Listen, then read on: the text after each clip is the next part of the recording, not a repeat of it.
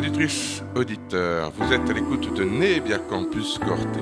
Entre toi, moi, c'est la chronique culturelle de votre Radio Campus Corté. Entre toi et moi, entre vous, auditeurs, auditrices et eux, entre nous, on part à la découverte de Jeanne et Damien.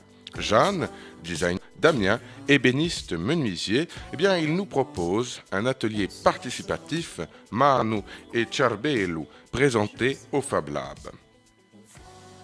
Allez, enfoncez vos écouteurs dans les oreilles, faut préciser, montez le son de vos postes, de vos enceintes, cliquez sur vos applis, on se détend quelques instants, on part en voyage vers l'autre, à la rencontre d'autres choses que nous-mêmes. L'autre et ses passions, son histoire, sa vie, l'autre, c'est pas nous, mais c'est un peu notre miroir. Allez, on est parti à la rencontre de Jeanne et Damien, on écoute l'interview.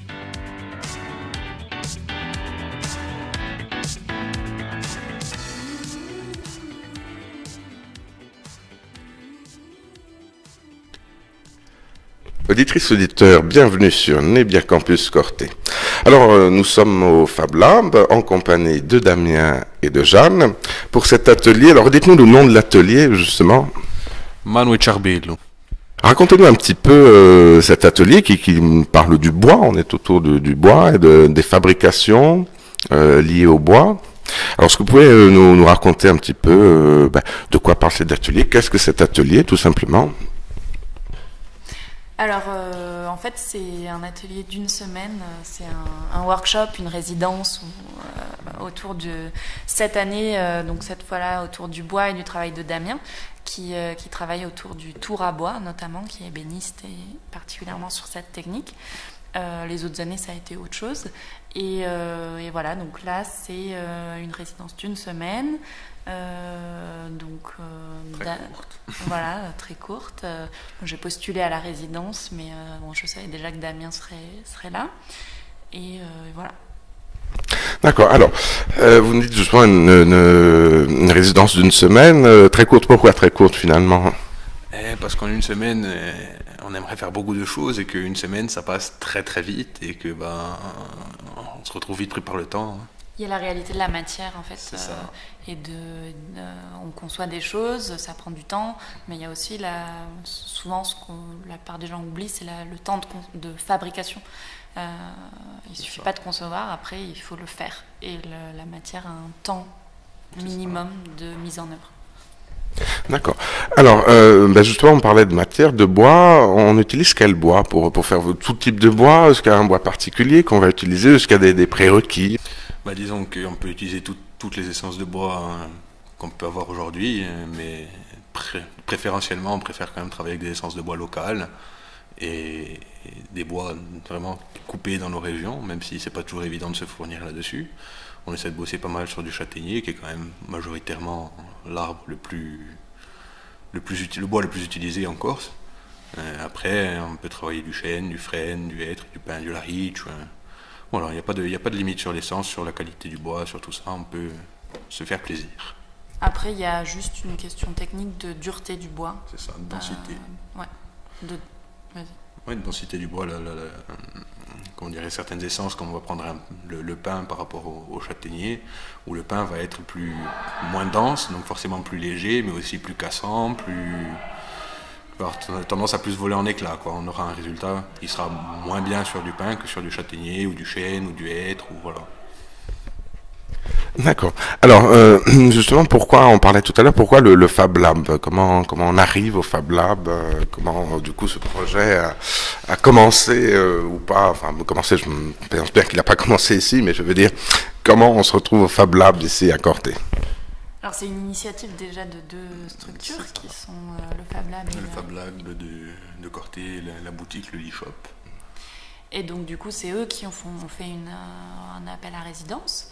L'avantage d'avoir un Fab Lab, qui est un gros avantage quand même sur ce type de projet, c'est de pouvoir tester, fabriquer en direct, avoir tous les outils dont on peut avoir besoin de prototypage, que ce soit des outillages classiques, pinces, tournevis, perceuses, etc., mais aussi tout ce qui est outillage des machines laser, découpe laser, fraiseuse numérique, imprimante 3D, tout genre de choses qui, en très peu de temps, permettent de tester des choses qui ne sont pas finies, mais qui fonctionnent plus ou moins, ou en tout cas qui, petit à petit, en itérant, fonctionnent de mieux en mieux, pour après passer justement à une réalisation qualitative,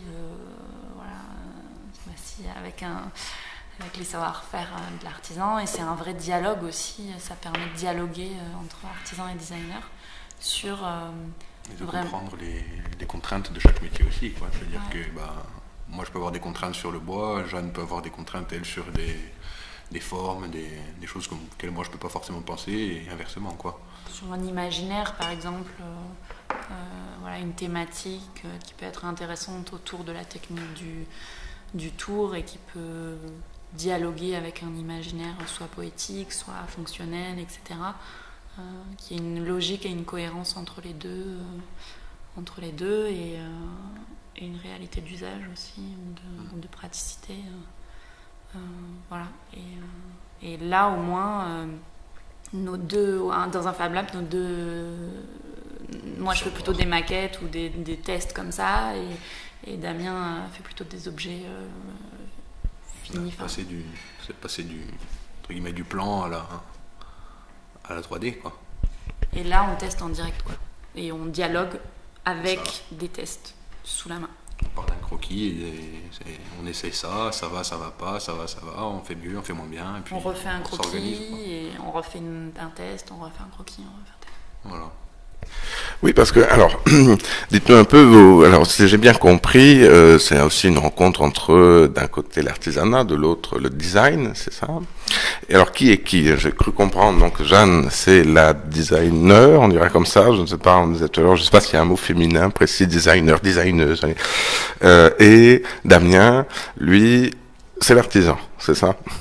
Alors justement, est-ce que vous pouvez un peu nous parler de chacun de vos métiers artisan, comment on dit ça, artisan ébéniste? Oui, tout à fait, artisan ébéniste. Donc l'ébéniste, normalement, c'est quelqu'un qui conçoit des meubles, c'est un menuisier en meubles, en ameublement. Donc on est plutôt là pour aménager des intérieurs de maison, aussi bien des cuisines que des bureaux, que voilà, tout l'intérieur d'une maison. Après, aujourd'hui, ça reste compliqué de faire uniquement ça, donc on se retrouve à faire aussi de la menuiserie, qui n'est pas moins noble, au contraire, hein. C'est-à-dire de la porte, de la fenêtre, voilà, tout un tas de choses comme ça, quoi. D'accord. Et du côté du design, alors, comment se passe la rencontre entre un métier très ancien d'ailleurs, hein, le métier de menuisier, et beaucoup plus récent, le métier de designer? Alors ça se fait de façon très simple, hein. On a l'habitude de travailler avec différents corps de métier. On travaille d'ailleurs tout le temps avec des artisans ou avec des ingénieurs ou ce type de métier. Après, il faut savoir qu'il y a par contre plusieurs types de design.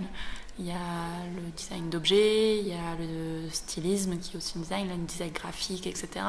Là, donc, on est plus sur l'objet. Et il faut savoir aussi que dans le design d'objets, il y a toute une partie conception. C'est pas uniquement du dessin, c'est vraiment qu'est-ce qui est le plus pratique, qu'est-ce qui est le plus ergonomique, qu'est-ce que l'objet il va servir à quoi, qu'est-ce qui connote, qu'est-ce que tout ça. Et donc c'est là où on se rencontre, c'est qu'il y a un côté un peu plus déconnecté, je dirais, de la réalité, et un côté plus connecté de la réalité, et on fait des allers-retours entre les deux. Disons que pour de la création, vraiment de la création de design, le designer va pas sans l'artisan, et l'artisan va pas forcément sans le designer non plus, quoi. C'est complémentaire. Oui, alors une question un peu plus, j'allais dire un peu plus terre à terre, un peu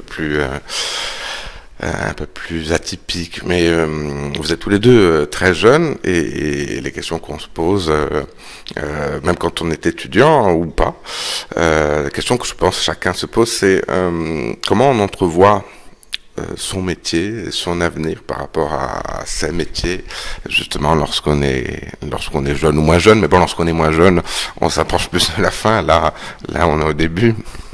J'ai envie de dire que les métiers du bois, vraiment principalement les bénisteries, c'est des métiers tous les métiers artisanaux de manière générale, mais ce sont des métiers vraiment de passion. Et la passion c'est bien, mais il faut réussir à en vivre, et c'est là qu'envisager l'avenir est plus ou moins compliqué, parce que avoir envie de faire un travail, être passionné par son travail, ça ne remplit pas l'assiette, quoi. Malheureusement. Donc l'envisager, oui, sereinement, c'est un peu plus compliqué. Voilà. C'est un peu pareil dans le design. Bon, après, moi, ça fait quand même 4-5 ans que je travaille à mon compte, etc. Et c'est vrai que c'est toujours une question c'est un métier passion, le design. Et c'est une question d'équilibre entre ce qu'on aime faire et ce pour lequel on prend plaisir. Et après, les missions rémunératrices. Et voilà, là, personnellement, je commence à trouver un équilibre là-dessus et trouver plaisir aussi dans les missions rémunératrices, parce que voilà, il faut trouver en fait un peu ce qui nous fait vibrer, entre guillemets, son cœur de métier, et réussir à bien communiquer dessus, à bien s'entourer de bonnes personnes aussi pour nous aider sur des domaines un peu plus marketing, un peu plus business, un peu tout ça, pour trouver un équilibre entre passion et vivre de sa passion. C'est ça.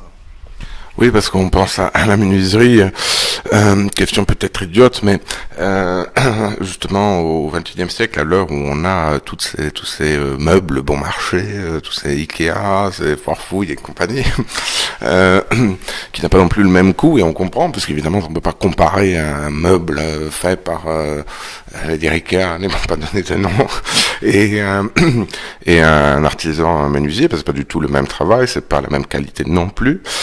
Alors dans ce monde-là, comment on arrive à sortir c'est compliqué, mais surtout d'un point de vue client, le client c'est pas la même démarche pour lui d'aller chez un artisan que d'aller chez Ikea, pour ne pas le nommer, ou Kinesa. Disons un client qui va voir, quelqu'un qui va aller voir un artisan pour réaliser un meuble, une cuisine, un bureau, un machin. Il y va en connaissance de cause. Il sait très bien qu'il ne va pas avoir du but ou du Ikea ou du machin. Il va avoir un meuble personnalisé, un meuble qui lui est fait à sa main. C'est-à-dire que si le bureau, la dimension classique d'un bureau, ça doit être, 75 cm de hauteur. Si pour lui, pour son confort, il doit faire 80 cm de haut pour pouvoir passer les jambes sous les tiroirs, là au moins ça peut être fait. Et vraiment, voilà, c'est des meubles qui sont adaptés à la personne, là où on ne peut pas forcément avoir le même rendu et le même confort sur des meubles de grande distribution, quoi. Oui, parce qu'on parle souvent de comparaison qualité, mais il me semble qu'il y a plus qu'une comparaison qualité. Il y a évidemment une qualité bien plus importante dans le travail artisanal, quel qu'il soit d'ailleurs, mais il y a aussi une flexibilité de ce travail qu'il n'y a pas avec des meubles mais vraiment conçus industriellement. Tout à fait. Oui, le but, il est vraiment là. Il est de dire que, voilà, comme je disais, le client, il veut un bureau qui lui convient bien au niveau de dimension, un peu plus large, un peu moins profond, un peu plus haut, un peu moins haut, avec la chaise adaptée et tout ça. On peut répondre à la demande là ou dans la grande distribution. Maintenant, la demande peut être acceptée aussi en grande distribution, parce que on a aujourd'hui des matériaux qui permettent d'avoir des réglages, des pieds de table réglables, des trucs comme ça, mais après, il faut réussir à allier esthétique et confort. Et là, pour le coup, si on part sur des pieds réglables de grande distribution, c'est pas forcément esthétique. Enfin, d'après moi. Oui, non, ça pas du tout, je crois. Il y a une autre dimension cachée, en fait, qu'on voit pas souvent, c'est la dimension politique et culturelle de faire appel à un artisan. C'est qu'en fait, on a l'habitude aujourd'hui d'avoir des meubles à bas coût qui ont... Au revoir. Donc on a l'habitude aujourd'hui d'avoir des meubles à bas coût, mais le problème c'est qu'il y a un coût derrière, soit humain, soit environnemental. Et alors qu'un artisan, quand on fait appel à lui, c'est extrêmement minime. Cet impact, on rémunère à sa juste valeur en fait le travail qui est fait, alors que des meubles, certaines entreprises, je dirais pas toutes, mais en dimension industrielle, il y a justement un épuisement des ressources, un traitement humain des fois douteux, etc. Donc voilà, je ne parle pas de toutes les entreprises, hein, mais l'avantage de l'artisan, c'est qu'on sait qui on a en face, comment il travaille, comment il utilise la matière, quelle matière il utilise, etc. Oui, puis il y a quelque chose, me semble-t-il, dans nos discussions d'extraordinaire par rapport à l'artisanat, quel qu'il soit. C'est, on disait tout à l'heure, la passion, c'est-à-dire la volonté de vivre de quelque chose qui nous passionne ou finit par nous passionner. Je pense aux jeunes apprentis, mais je pense qu'il est très rare de rentrer dans un travail artisanal, quel qu'il soit, s'il n'y a pas une passion, s'il n'y a pas quelque chose au départ qui émerge. Et je pense que c'est ça, là aussi, la grande différence entre, un côté industriel où c'est abattu à la chaîne et on le disait, même moralement, c'est peut-être pas ce qu'il y a de mieux, et un travail artisanal qui est travaillé avec une certaine passion, un respect, et de l'environnement et de la matière, du bois, notamment, pour revenir sur notre sujet. Après, malheureusement, en Corse, on a une filière bois qui est quand même sous-développée. Je veux dire, en Corse, on a des forêts qui sont immenses, qui pourraient être exploitées par des forestiers et par des scieries. Malheureusement, la demande n'est pas assez importante pour que les scieries perdurent. Là, j'ai entendu dire que celle de Corté, normalement, devrait fermer et que là, il y a celle de Borgo qui a fermé aussi. Malheureusement, notre bois, le bois que nous, aujourd'hui, on travaille, quoi qu'il arrive, il a traversé la mer, quoi. Donc, on n'est pas dans un circuit court, malheureusement. On pourrait, mais on ne l'est pas. Mais c'est pareil partout en France, en Europe. Il y a une perdition de savoir-faire, en fait, aussi. Il y a des... je suis de l'école Boulle et il y a des sections de temps en temps qui ferment. Donc il y a des savoir-faire qui disparaissent en quelque sorte, qui disparaissent pas encore, mais qui deviennent de plus en plus rares. Et donc c'est dommage en fait de perdre à la fois les filières, mais aussi les compétences. Et voilà. Tout à fait. Oui. Non. Alors, pour revenir vite fait au Fab Lab et terminer notre petite entrevue, donc pour nos étudiants, vous êtes là au Fab Lab, vous avez dit jusqu'à samedi. Samedi, ça doit être le premier, si je dis pas de bêtises. Il me semble, premier ou deux, oui, je crois que c'est le premier. Oui, tout à fait, voilà. Et est-ce que les étudiants peuvent venir vous rencontrer, discuter avec vous, s'ils sont curieux Alors, samedi après-midi, il y a une présentation publique. Je crois que c'est à 17h. Mais il faudrait vérifier. Avant, vu que c'est très court, on va être un peu la tête dans le guidon, on va dire, pour fabriquer, donc ça va être compliqué. Mais samedi après-midi, avec plaisir, on va présenter ce qu'on a fait. Voilà. D'accord, alors bien, on se donne rendez-vous samedi après-midi. On rappelle, vous parliez d'une petite boutique tout à l'heure.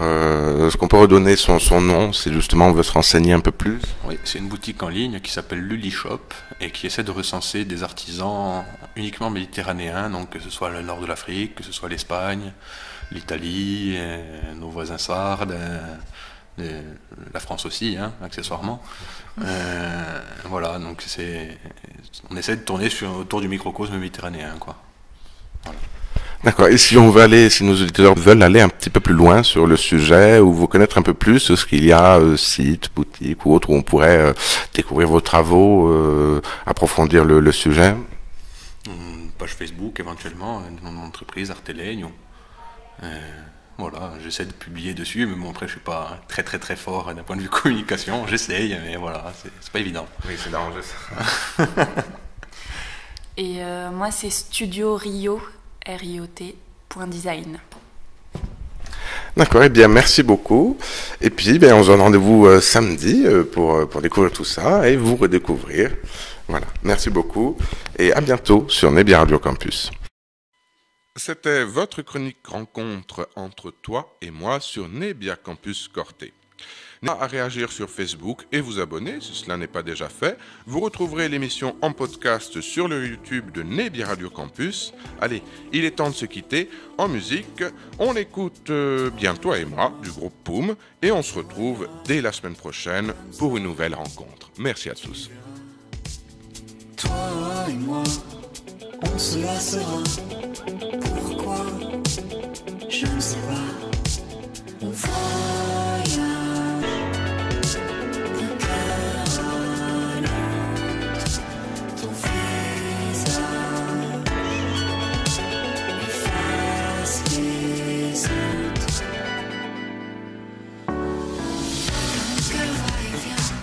et ça tu n'y peux rien. C'est une histoire sans fin. Toi et moi, car notre cœur va et vient, et ça tu n'y peux rien. Toujours le même refrain. Toi et moi, toi et moi.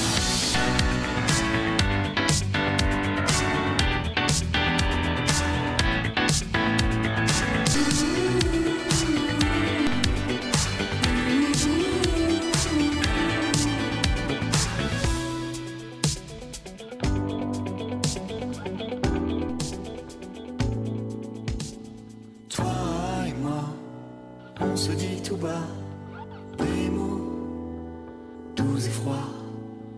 Toi et moi, ça tient jusque-là. Mais le vent tournera. On voyage d'un cœur à l'autre. Ton visage efface les autres.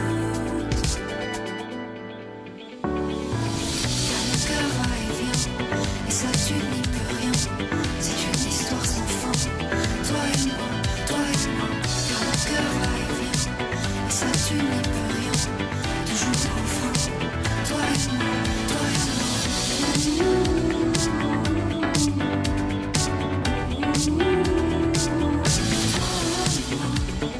On s'éloignera comme ça. Tu veux. Toi et moi. On se lassera. Pourquoi? Je ne sais pas.